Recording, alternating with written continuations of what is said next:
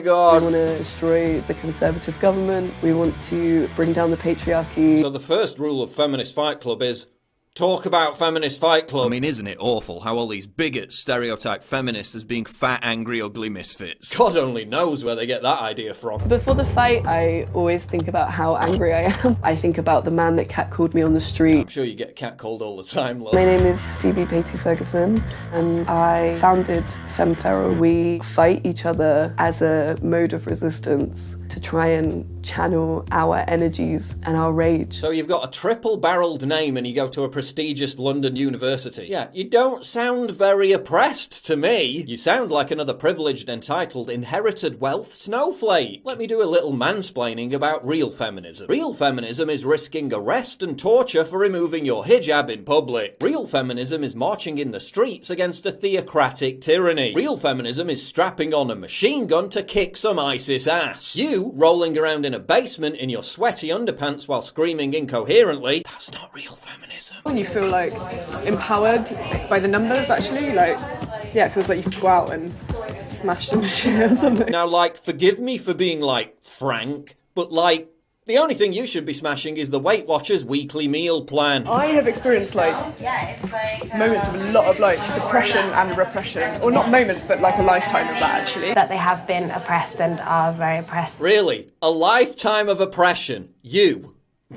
Really, you? With your plummy accent and your leisure time spent painting your face while rolling around in a cellar in some upper middle class hipster enclave, let me do a little mansplaining about real oppression. Real oppression is having your genitals mutilated to fulfill the dictates of a backwards belief system. Real oppression is being subjected to constant death threats for trying to renounce a religion that kills people who try to leave it. And overcoming all this to escape a ghetto in Somalia to become one of the most influential women on the planet. That's real oppression. You being triggered by a Sargon of Akkad video, that's not real oppression. It's difficult to be, like, sexy in specific spaces without being sexualized. Yeah, preventing it from becoming sexualized may have been made more difficult by the fact that someone's drawn a giant cock on the wall. Fuck you, Theresa May!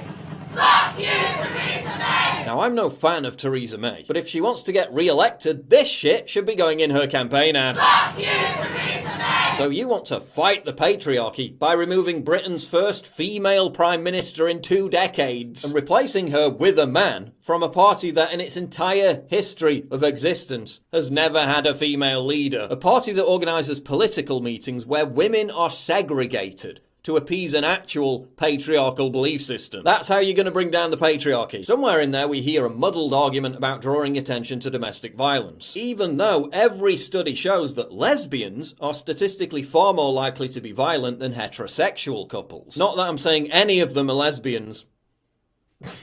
I mean, is it any wonder that just 7% of people in the UK identify as feminists, when even members of Vice's hardcore audience is saying it's cringy? Chances are it's cringy. How do you think the vast majority of young women are going to react when they watch this?